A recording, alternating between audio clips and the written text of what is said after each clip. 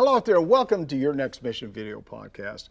We're honored today to have with us the 19th Chief Master Sergeant of the Air Force, JoAnne "Jo" Bass. As the first woman and first Asian American woman to hold the highest enlisted rank, Chief Bass was a trailblazer in the Air Force in leadership and resilience and innovation. Today we'll meet her and get to know all about her life and examine her life. So stay with us. We'll be right back.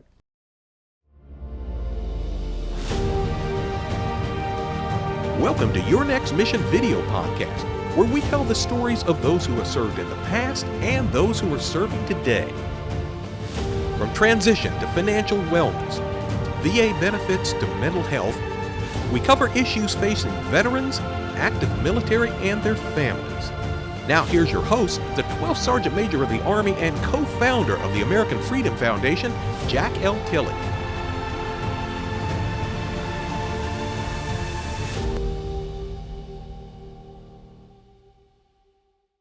Thanks for joining us, and thanks to all of our veterans, service members, and families and for your service to our great country. Now, before we get started, I personally want to thank our presenting sponsors, Navy Federal Credit Union, whose members are the mission, and Purdue Global, where you can start your comeback with additional sponsorship from Blue Cross Blue Shield FEP Dental and Blue Cross Blue Shield FEP Vision and USAA. Together, they make your next mission happen. They love our veterans and families. I say it every week. We love them too. As I said, we'll be talking to the 19th Chief Master Sergeant of the Air Force, JoAnne "Jo" Bass, who has led the enlisted corps on the U.S. Air Force and was the personal advisor to the Chief of Staff and the Secretary of the Air Force on all issues regarding welfare, readiness, and morale, and the proper utilization and progress of more than 600,000 total force airmen. And I'm happy to welcome to the show. Welcome to the show, Chief. I am so excited, Sergeant Major of the Army Tilley. Here's why I'm excited. Well, multiple reasons. Like, who wouldn't be excited to spend some time with you? But as a daughter of an Army warrant officer, All right, and a wife of an Army soldier, I speak Hua in this house. And so to spend some time with the Sergeant Major of the Army Tilley, it's really a pleasure. Thank you so much for having me on the show with you. Well, first of all, thanks a lot for you coming on the show, and we really appreciate all you're doing in the, after the Air Force and in the Air Force. We sure appreciate all that stuff. So keep up the good work. We got a lot to talk about, but there's always a before with me. Before we get started, would you give me a little bit of your background about your time in the military? Absolutely. Well, if I can, I'm going to start it before I even joined the military, because Sure, I go tell ahead. folks, Go ahead. I tell people all the time that my entire life really has been focused on national defense. I grew up as a military brat, right? The daughter of a soldier. And so all I have known has been the United States Army, the United States military. And watching my dad, by the way, get up every morning at 4:30 in the morning to go do PT, I knew for certain that the United States Army was not for me. And I joke, because what do I do now? I get up at 4:35 in the morning to go do PT as a United States Airman. There you go. But I'll be honest. I saw the military and my entire childhood. I went to DoD's, DOD schools, and so it was a wonderful way of life. It was a wonderful family environment, and I appreciate it so very much. And my life is so much richer for that. When I was 18 years old, we were living in Hawaii at the time. My dad was stationed in Schofield Barracks. And I was supposed to go to college. And what happens before you go to college? You start to get the bills for college before you even go. Yeah. And we grew up old school, where my dad was not going to pay for my college. And I quite frankly wasn't really mature enough yet at the time. And so I remember him always telling me, 4 years in the military never hurt anybody. And so I took him up on that, and I signed up to serve in the United States Air Force to get my GI Bill, to do 4 quick years, and to figure out life. I joke about it all the time, and I tell people that I only re-enlisted at the 4-year mark because I had a Honda Civic that I needed to pay off. And then it was probably around the 8-year mark after I had an opportunity to serve with some amazing human beings, and in some amazing organizations, people who have ultimately paid the ultimate sacrifice for us, that I started to understand what it meant to wear our nation's cloth and how very special that was. And so 4 years turned into 8 years, turned into 31 years. Yeah, you did better than me, because I had a 3-year, 30 days, got out for 2 years, and then came back in for 30 plus years. So Very good. I think it's a little bit different for everybody. Hey, Chief, I'm really interested, or I believe the audience is interested. Would you tell us about who made you who you are, in your leadership style? Who had a lot of influence on the things that you do as you developed in the Air Force? I will give credit to two folks right away, and first and foremost was my mom. She gave me advice throughout my upbringing, which is do your job and do it well. And so I've never forgotten that. And that principle of do your job and do it well has applied as a young 18-year-old joining the United States Air Force, or whether I was chief master in the Air Force, right? Like, I had to do my job and do it well. And so she also taught me just great principles on how you treat people, especially those who can do nothing for you. And so very humble mom and amazing lady. She was probably the person who gave me the foundation, who was really critical in growing my leadership skills and my leadership style throughout my entire career, is my husband, Ron, who I do not give enough credit to, right? He's a way better NCO than I'll ever be. I never tell him that, but he helped give me the truths, and many of them coming from the United States Army, by the way, right? Like, Sure. shake the dust off, right? Yeah. Always take that, hard right versus the easy left, and all those things, and never make a decision based on how you feel. So all that advice he gave me helped give me the reps and sets that I needed to continue growing into every transition of life. Yeah, I used to tell people that, when I go around and talk about the people that influenced me, there's just a series of people. There's probably 50 people. Everybody I ever worked with, I think, had a big influence on my career. And I used, put a rock in my backpack right there and just keep moving in the right direction. Was there any things that influenced your career? I mean, sometimes there's certain events that happened throughout your career that had a big impact on you as you developed. Yeah, certainly there's more than we have time for in this one setting. But I will tell you, one of the very first units that I was part of as a young E4, I got selected to serve with the 24 Special Tactics Squadron over on Bragg proper, if you will. Back then, Sure. that's what it was called. And that unit being assigned there was really pivotal for a young E4, because what that unit taught me was, regardless of your rank, you're expected to be the subject matter expert. And it taught me that as a young E4, I still have a voice. You just have to be wise enough to know when and how to say whatever you have to say. And so that was a really pivotal point for me as a young E4, to work in a unit like that you had to be on top of your game, and you had to be credible and competent and confident in that unit. The other point in time that I might suggest is 9/11. Like, many of us who served during that time, we will never forget where we were. And for me, I was stationed at Ramstein Air Base. I was a DV scheduler.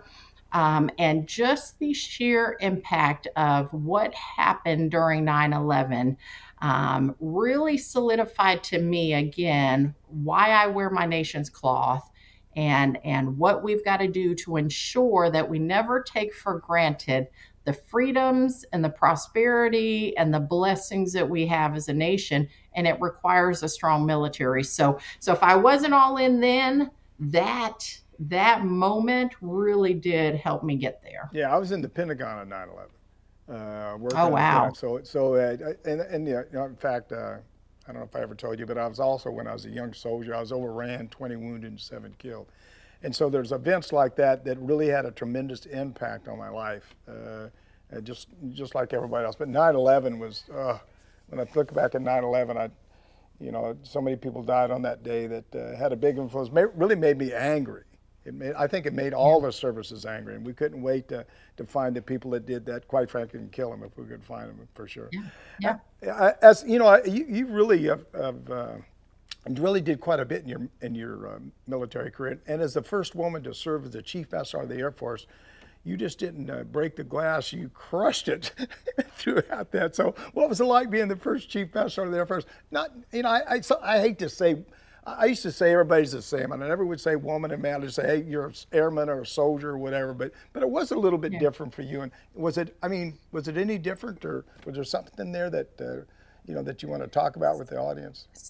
So it was, right. Here's what's interesting for me. People would always ask me when I was in the seat as a Chief Master in the Air Force, how's it feel, right? Like, and just like you, I'm sure you literally said the same. That's right. It's no different than anything else.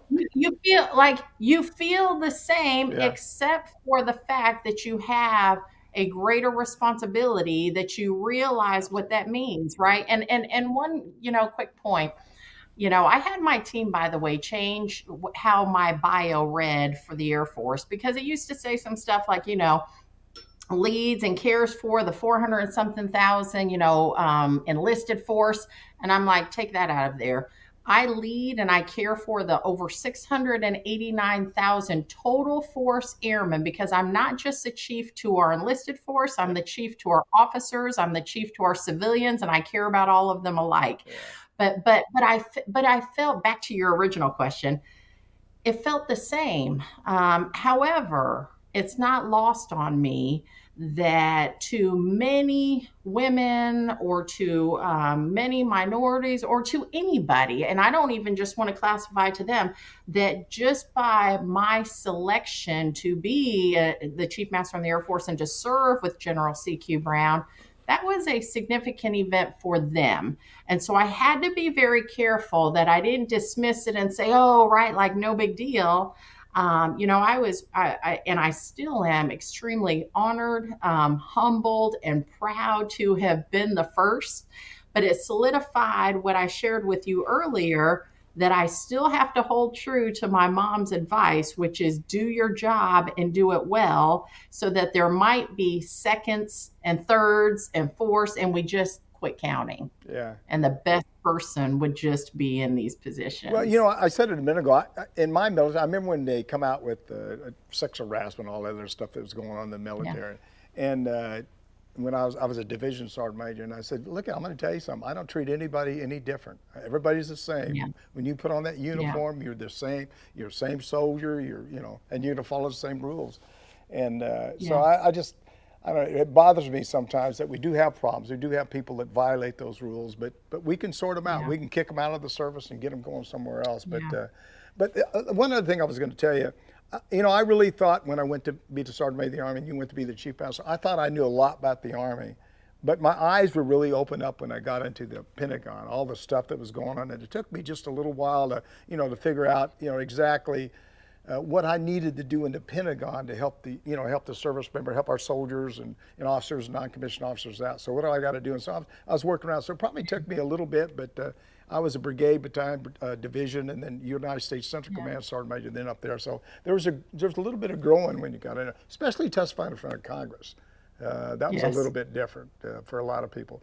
Hey, I'm a little bit weird though. Yeah. I actually used to tell the folks, put me in, like, let me go on the Hill, let me testify, because I actually, for me, I love advocating on behalf of our service members, and it goes back to probably leadership skills we have from when we were 8 years old, right? I've always had an opinion about something, but now I've you and me both. Now I've learned, hopefully, the wisdom on how to say those things. Yeah. Well, it's funny when we get on that testimony. When I went and testified, I remember that somebody was asking me a question. He says, I can't remember the question. They haven't approved the budget. Do you have any comments about that? And it was the first time testifying. I said, well, geez, I'm not going to say it. I'll let the rest of these guys say something. And nobody said anything. Well, I'll say something. I said, if you don't approve the budget, it affects the morale, training. deployments, all that stuff. You're really putting a tremendous impact on the military. And the guy looked at me, or the congressman looked at me and said, "You mean you're going against the President of the United States?" I says, "No, I'm telling it like it is from a soldier's perspective." And everybody, sort of quieted down. But because your job, my job, was to tell the absolute truth when you was testifying in front of Congress and make sure they understand what was going on in our particular service. So, hey, Yeah. you go ahead. Go ahead. I was going to say, and by and large, right, like our congressional leaders, our elected officials absolutely appreciate hearing Oh, from yeah. the senior enlisted advisors of the force because Yeah. they know that they are going to hear the truth because they know that, that we have our service members at the forefront. Yeah. I used to tell people, if you don't want an answer, don't ask the question. Yeah. Because I'm going to tell you exactly how I feel about something. Hey, how did the other thing? How did you balance the things that you would involve, like your career, especially your family and well-being? I mean, it's a Yeah. little bit different. How did you balance all of that? Yeah. There were some days where it was amazing, and then there were some days where it was a hot mess. You know, That's for sure. I can imagine. I mean that's just real, right? Yeah. Like that is real life. What I had learned, SMA, is to, when you try to balance something, it doesn't always quite happen. And Yeah. so what I learned to call it is harmony. And how do I harmonize my family and my work life? And it was give and take all the time, especially, by the way, having a dual, living in a dual military family. There were times where, my husband had to give 120% at work, and then maybe I'd kind of throttle back a little bit, and then, vice versa. And then, oh, by the way, how do we make sure that we pour into our children? It's trial and error. We weren't that great at it as young NCOs, but as life went on, as we learned, because, we would talk as a family and ask our kids to give us some grace. We learned, especially in our latter years, that we have got to make sure that we're pouring into our family, right? Like as a young NCO, I probably gave more to work and less to family. And again, you start to right size what that looks like. And I learned early on that you've just got to work really hard at it. It can't take a back seat. You have to be deliberate about your actions. Your calendar will reflect your priorities. And then for the U.S. Air Force, we have this thing called comprehensive airman fitness. And what that is, and you all probably have that, right? We're focused on how do we take care of ourselves, the physical aspects, the spiritual, the social, and the mental. Right. Those, like, I am sold out for those 4 pillars, really, because if those 4 pillars aren't strong, then your roof's not going to be strong, your foundation is not strong. And so I had to learn over time that if I don't pour into myself first, and I can never be the mom that I need to be, I can never be the spouse that I need to be, I can never be the leader and the chief that I need to be. And so probably around the 22, 23 year mark, I started to taking care of myself serious, and I was unapologetic about it. And once I did that, I was so much of a better leader, mom, Yeah. spouse, and all those things. I used to tell people, I used to say, stay in your lane of responsibility. I really stayed, as my lane grew or got wider and wider and wider, I learned a lot more stuff and developed a lot more. The other thing I tell you, I want to ask you is me personally, when you're the sergeant major of the Army or the chief master of the Air Force, who do you talk to when you talk to somebody about things you don't want to share with nobody else? And what I did, I ended up talking to my spouse about a lot of stuff, and because I knew that whatever I said to her was gonna, she was gonna keep it to just me and her.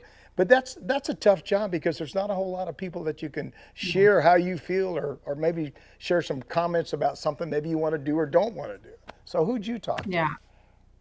So I was the same, right? It was helpful that my husband Ron served in the military, and so he gets it. Yeah. And so he was able to help, share and dialogue with me. And he's also one of the only people who will be very truthful to me and tell me when I'm wrong. Yeah. And so he was really my sounding board. But I'll be honest with you, I also tapped into the other senior enlisted advisors of the services, right?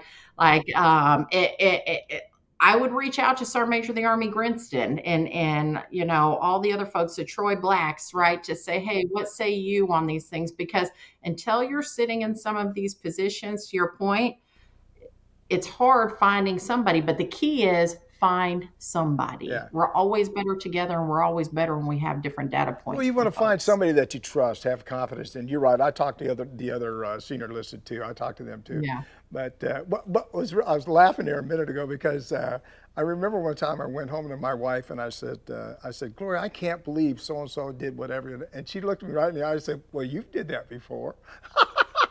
I said, I know. you're killing me. Wait a minute, I did It's that true. before. Oh yeah. It drove me crazy. That's awesome. But when we come back, I want to get into what some of your key successes. But first, we need to, and please don't go. We need to take a small break, so we'll be right back. This is Your Next Mission video podcast with me, your host, Jack L. Tilley, 12th Sergeant Major of the Army. If you're enjoying this discussion, I know that you are, because we're talking about development, education, and understanding the United States Air Force. Please like us, click on that subscribe button below, and be sure to click on the bell to receive notifications of all of our upcoming video podcast releases. I'll be right back after word from our presenting sponsors.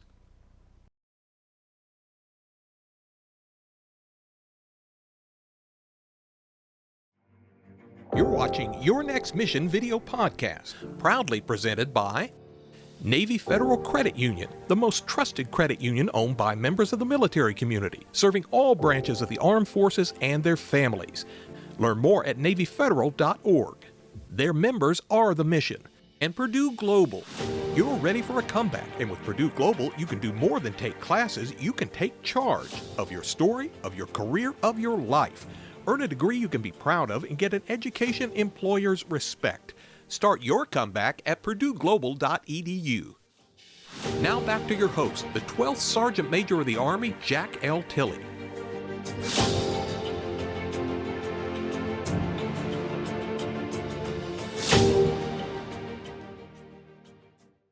Welcome back. We're talking with the 19th Chief Master Sergeant of the Air Force, JoAnne Bass.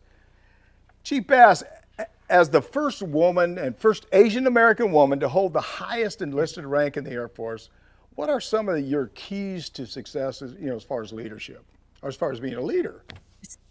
So SMA, if I can, just because, can we do alibis? Can we do a commercial break on some things? Here's why. Before I answer that question, you kind of triggered something when you said as a first female, as a first Asian American, and I have to share this story if I can. Sure, go ahead. I was at Keesler Air Force Base, Mississippi. I was the 2nd Air Force Command Chief, and I'll never forget the day that I got named as the Chief Master in the Air Force. It was, I think, June 19th, and news went out, right?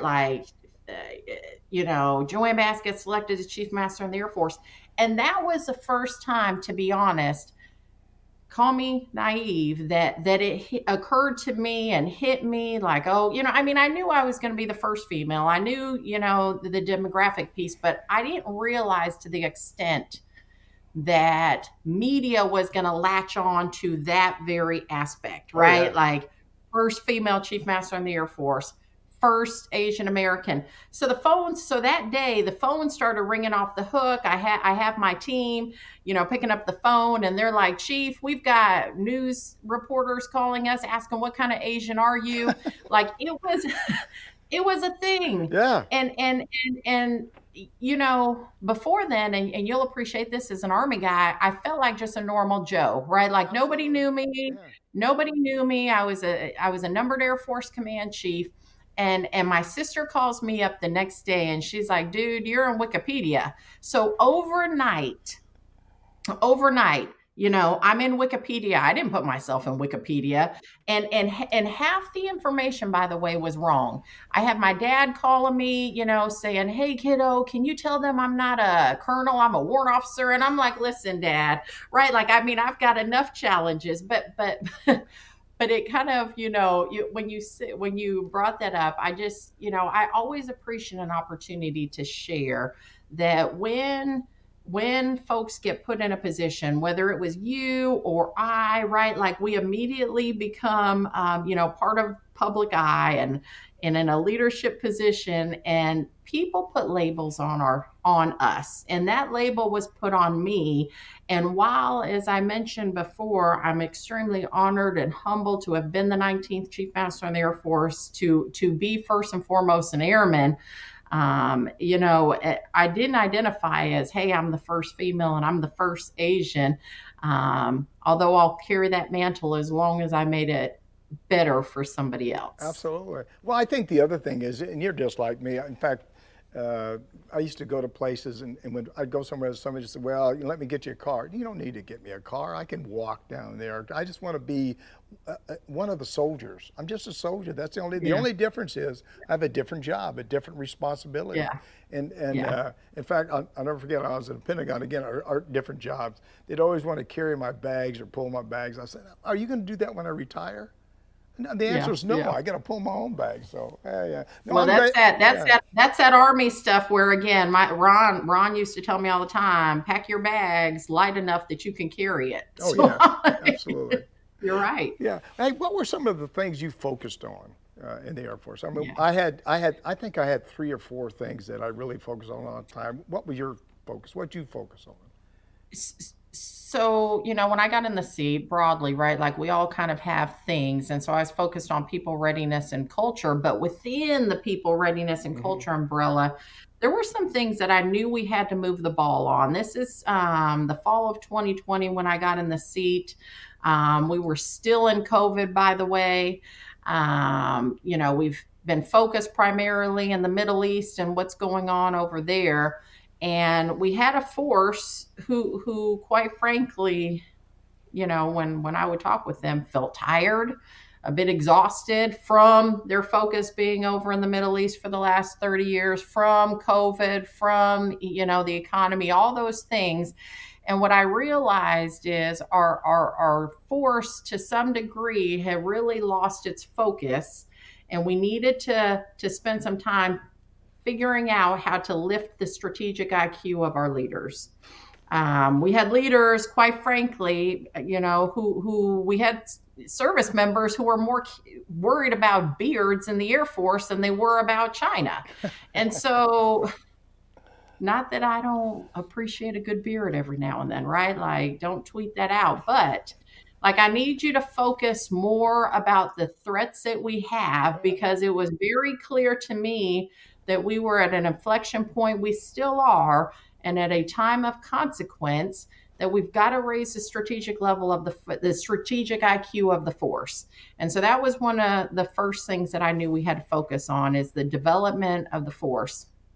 The second thing is, we had a real opportunity to do some good work with our partners and allies, and I'm really proud of the work that we've done with them. In fact, we hosted a leadership summit, if you will, out in DC, and we had over 60 chief master sergeants of the Air Forces and my equivalents out in DC from all across the globe, to include Ukraine, to spend time focusing on how do we strengthen the NCO Corps and the enlisted force across the globe. And so I'm proud of the work we've done to raise the strategic IQ, proud of the work we did internationally with our partners and allies, and again, just focused on the development of the force. And then, so those are the things. Well, it was funny. Those are great things. What I did is, when I got in there was pay was the number one, and it was quite a few years. I've been out for about 20 years now, but it was pay, quality of life, and medical care was the biggest ones that I and that was, and the GI Bill was the last one, the fourth one. But so that was fun, and we just, and Jim Finch, I know you know Jim really well, but Jim and me and Jim Hurt and Vince and Al McMichael all focused on, I think we got about a 23 or 24% pay raise while we was in those seats. So we did a pretty good job. Hey, what are some of the, I was trying to fix my pay. I was trying to raise my pay before I got out, but it wasn't high enough. I needed more money. Hey, what are some of the geopolitical challenges as a nation we face now? I know that you follow that pretty close. There's a lot of challenges right now. Absolutely, right? Like, obviously, we're focused on the things that are going on in North Korea, Iran, still violent extremists, and still Russia. But we have very much pivoted to our focus in the Indo-Pacific, and primarily on the PRC and the CCP. We know for certain that over the last 30 plus years, they've been very focused on getting after their national objective, which is to become a world dominant power by 2049. Whenever we talk SMA to our Intel folks, what they'll tell you, and all this is on class open No, source, by sure. the No, way, I but got it. what they'll tell you is, right, China's about 15 to 20 years ahead of time. So if you do the math, that's 2029, which is why, again, every single day I was in the seat. And even today, even in my chapter 2, I'm focused on national security, because China's playing the long game, right? Like, and we have to understand that. We have to respect that. We have to make sure that we're doing the things that we need to do to first and foremost deter, and continue being a strong deterrent so that our nation can continue being strong and prosperous and free. But we have to go in with both eyes open, understanding that China's been working very hard after their national strategic objectives, which is to become that world dominant power. And they've executed it, by the way, pretty masterfully. If you study the Belt Road Initiative, if you look at the work they've done across the globe, in Africa, they believe that Africa is the second continent, their second continent. If you look at the work they've done in South America, and especially the work that they are doing in the information, cyber, and space domain, right? Like, and what I've shared broadly during my time as Chief Master in the Air Force is, if we lose in those 3 warfighting domains, space, cyber, and information, we lose, period. We can't generate air power if we lose in those warfighting domains. And so that's where I talk about we're in a living in a consequential time where the actions that we do, or more importantly, the things that we don't do, will matter in the years to come. Every fight that I've ever been in and been on the ground in it, I always knew that the Air Force had my back. There wasn't no planes Yes. flying around and wasn't going to get me. But just going back to myself, we're not the biggest army anymore. We're like the 3rd largest army. And the difference, now we have the best trained airmen, sailors, we have the best trained military in the world. But the difference really is the technology that we have. The Army and the Air Force, we control the night. There's a lot of things going on. So I worry about stuff like that. The other thing I worry about is assuming too much. Don't assume that they're not going to do whatever. Because I remember that I get bothered sometimes by people say, well, we ought to just go fight. Well, when you go fight, people are going to die, and the average age of people that die in wars is 18 to 24, and they're young adults, and so we kill a generation. So we just need to make sure that it's peace through strength. We got to make sure we have the strongest Air Force, Navy, Marine Corps, and Army, and Coast Guard in the world. And I think we do now. Absolutely. That's for sure. Yeah, I know we got. And it'll take a whole of nation and a whole of society effort, right? Like, we need industry to start building stuff that makes sense for us, and we need our government to do things that are helpful to make sure that we can continue being a strong military. We need the communities to realize that when you have a strong military, you have a free and prosperous nation. So take care of, our military families. So all of us have a role in this very thing. And Sergeant Major of the Army, you brought up something good where you said, you said something to the fact of, it made me think about how our enemies, our adversaries, they will never fight a fair fight. No, Like, absolutely not. we fight fair. Yeah. They will never fight a fair fight. And in this time that we're living in, if they can beat us outside of military means, they will do so. And so we're in this irregular warfare era and character of warfare has changed. We've got to keep both eyes open on that. One last time, we're going to take another quick break here. But one of the other things is that we have a tendency of thinking everybody's like us. Everybody's, hey, I can just talk to you and we can work it out. It's not that way in other countries. They may look in the eye and do something else. I'll never forget, I was in a meeting one time, and and I was with the 4-star. I won't tell you who it was, but I was in a meeting, and these guys, and we was talking. They said, "I'm going to support you 100%, but I'll walk out of this meeting. I'm going to tell the cameras and the news people that we're not going to support whatever the issue is." So these guys, they have to fight for their lives over in some of those countries, and they got to be very careful. But we have to be very careful on some of the things that we're probably taking chances on right now. That's for sure. This has been a great discussion. I'd love to talk for a lot of hours, but I want to talk to you about your retirement when we come and focus on that retirement. So stay right there. We're going to talk about this in a second. We'll be right back. And now here's a word from 2 more of the organizations that make this show possible.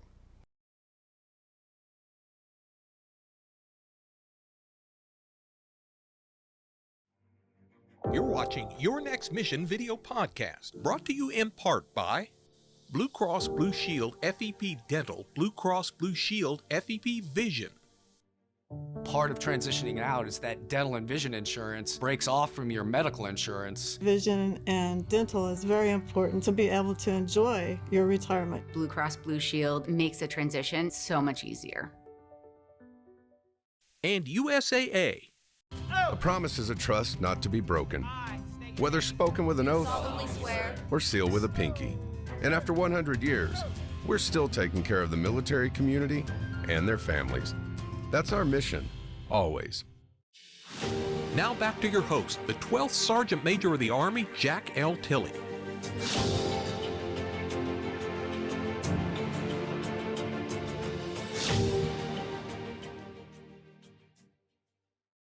Welcome back. We're blessed to be here today with the 19th Chief Master Sergeant of the Air Force, JoAnne "Jo" Bass. Remember, this is your show. We know that there's so many issues that directly affect you, and we want to address each and every one of them. So please, as I've said many times, reach out to me. Tell me what topics you'd like us to cover. You can call or text me at 844-424-1134 or send me an email at SMA Tilley at yournextmission.org. And guess what? I'll reach back out to you. Chief, we were just talking about just a minute ago about warfighting domain and all that stuff. Could you tell me what you mean by that, or what exactly you was talking about with that? You know what? When I share with our service members, when I joined the military, we were really primarily focused on 3 warfighting domains: air, land, and sea. Right? You had to have a strong Army, strong Navy, strong Marine Corps, strong Air Force, and we were, and we are. Right. But what I talk about in 2024, going on 2025, is we have these other warfighting domains, not just air, land, and sea, but space, cyber, and information.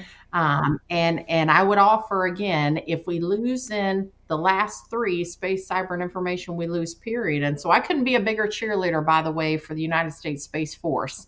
And I tell our folks all the time that if we lose in space, we lose, period, right? You don't have access to your telephone. You can't put gas in your car. You can't pull money out of an ATM if we lose in space. And so anytime you're using your GPS, right, like you need to give a shout out to the U.S. Space Force, right, because they are responsible.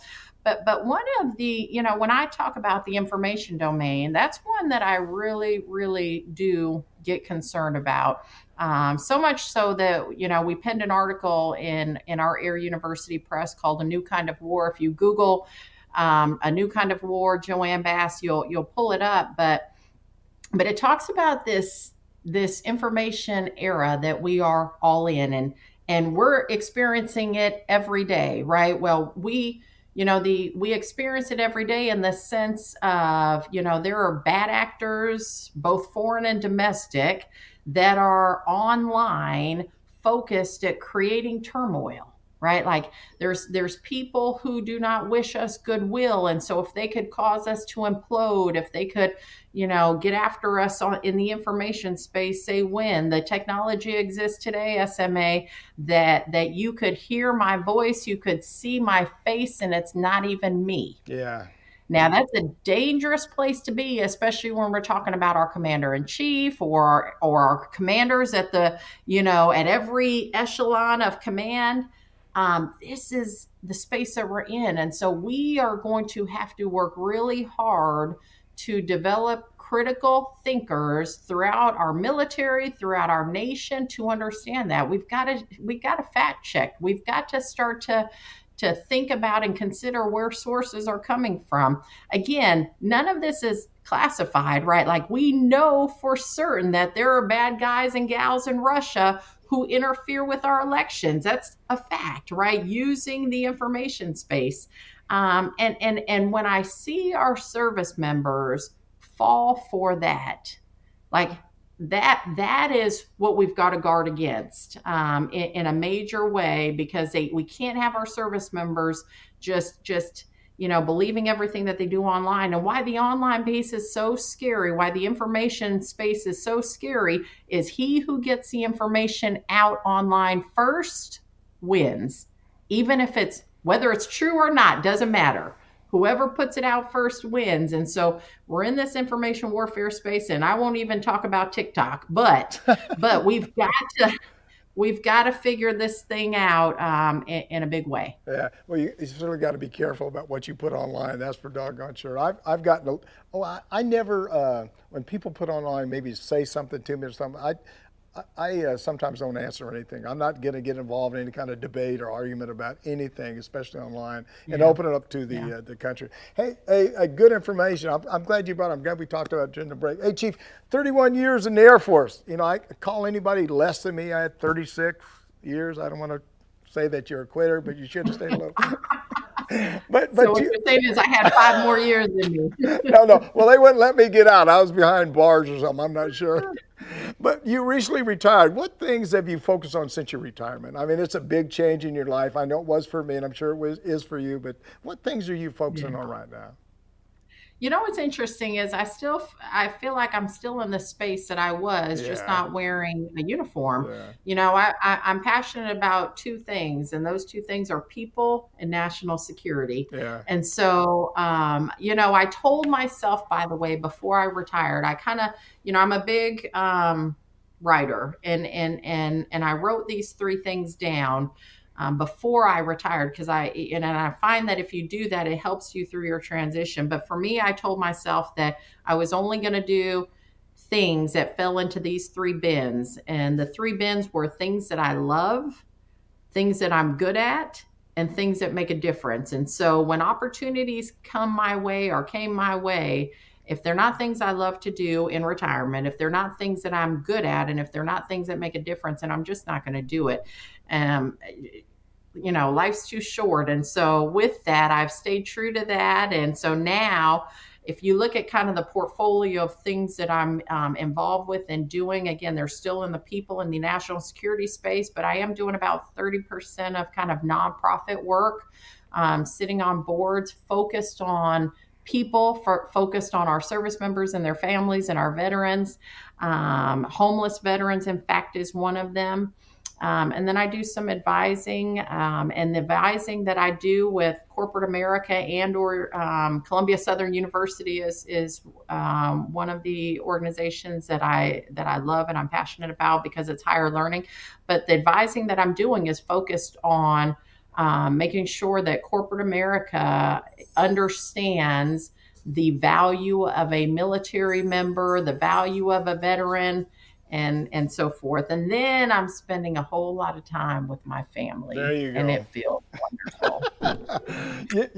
What I thought I was going to do and what I'm doing right now is probably 2 different things. But I wasn't sure what I was going to do, because I worked up, and I don't know what you did, but I worked up probably to the last couple of weeks that I was in the Army, because they kept calling me back and I was doing some stuff. So, but it took me a while.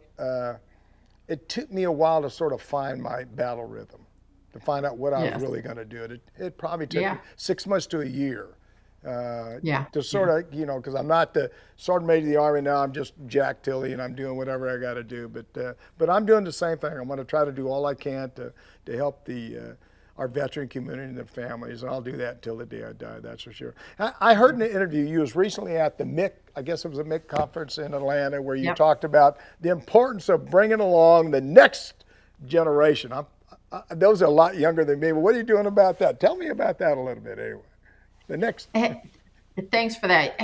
I had a ball, by the way, at the Military Influencers Conference. I didn't even know what that conference was when I was serving in uniform. And then when I got out, somebody talked to me about it. And I was like, how did I not know, as Chief Master in the Air Force? But anyway, Military Influencers Conference, give them a shout out because they're doing great things.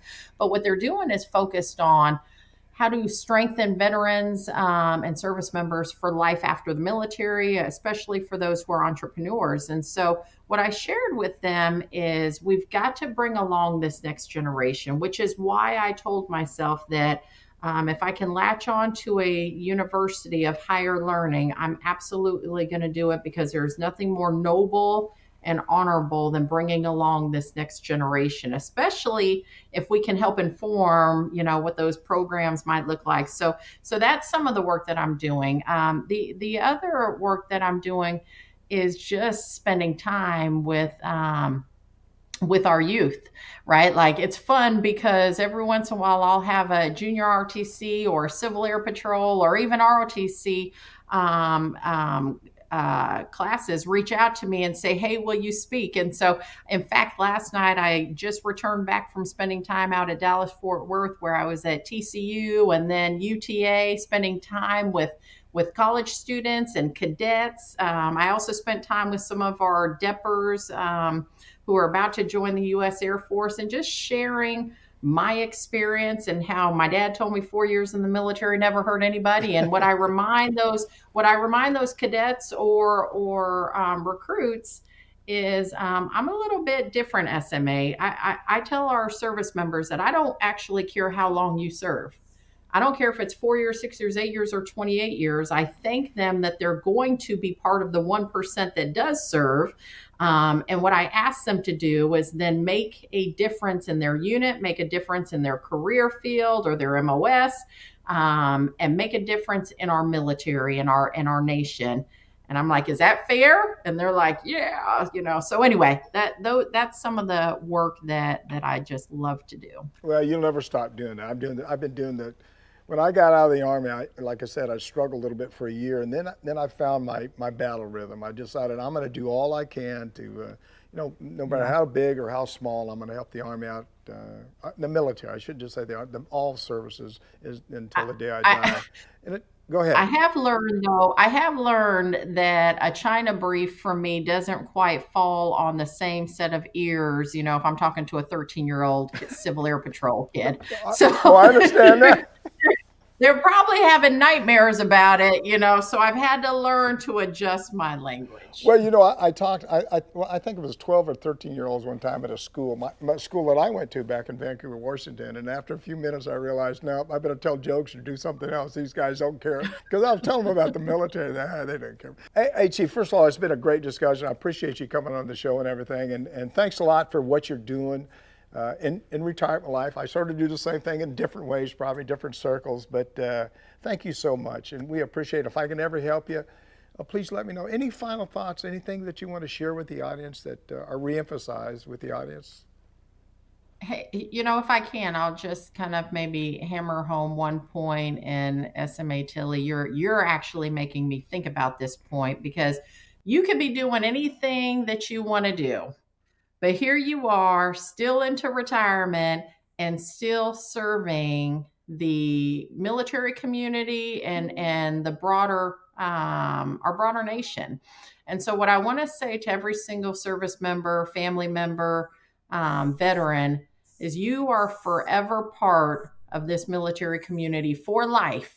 Right? We talk about you're an airman for life, you're a soldier for life, right?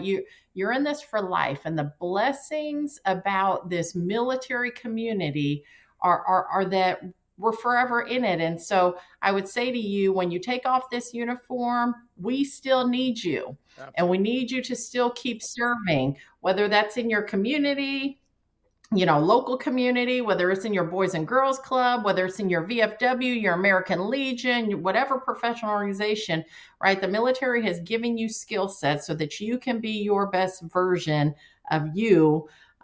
We need you to continue being the best ambassadors that we could ever have. And so to all your listeners, just thank you for your service. Thanks for the great things you do, Sergeant Major of the Army. Thank you for your continued service and still inspiring folks like me, recently retired, to know that I guess I'm never really going to be retired. You'll never be retired. Hey, thanks again. Thanks again for coming to the show. God bless you, and happy veterans, or happy life. Cool. Thanks again to the 19th Chief Master Sergeant of the Air Force, JoAnne Joe Bass, for being with us today. It was just great having her on the show. I'm Jack Tilley, 12th Sergeant Major of the Army, and you've been enjoying Your Next Mission video podcast. And thank you for joining us. Log on to our website at yournextmission.org and leave me a review. Got to be a good one. This has been a great show. While you're there, you can visit our nonprofit and corporate partners who have jobs and services available that can assist you in your transition from the military. And check out our job board in partnership with Recruit Military and Upline, where you can create your own personal profile that will match you with just the right job in real time. You can follow me on my personal social media pages, Facebook, Twitter, Instagram, YouTube, LinkedIn, and Rumble. And if you'd like what we're doing with Your Next Mission, please click on that subscribe button below. And don't forget to click on the bell to receive notifications about upcoming video podcasts. Don't forget, we want to hear from you. Please leave me a message or send me a text at 844-424-1134. Send me an email at smatilley@yournextmission.org. Thanks again to Chief Bass for joining us. It's just great having her on the show. You know, we talked about so much today. We talked about cyberspace. We talked about the military and retirement and leadership and just a lot of really good things. But it really boiled down to one thing, and it's about people, about taking care of people and taking care of people in all military service, about veterans, about what we need to do to make sure we continue to help our military each and every day. You know, some of us struggle out there sometimes. Some of us struggle in retirement, but you don't have to struggle. You just need to make sure that you help each other. You know, we have a great country. We have a great military. And you know, if you think about it, I've said it before on the show, we raise our hand. I'll protect and defend the Constitution of the United States. And what that means is I'm willing to die for your freedoms. I'm willing to give up my life so you can be free each and every day. Thanks for watching, and thanks to New Mind Studios, and of course, our sponsors, Navy Federal Credit Union, Purdue Global, Blue Cross Blue Shield FEP Dental, and Blue Cross Blue Shield FEP Vision, and USAA. We appreciate all you do for our military. And as always, see you on the high ground. Hooah!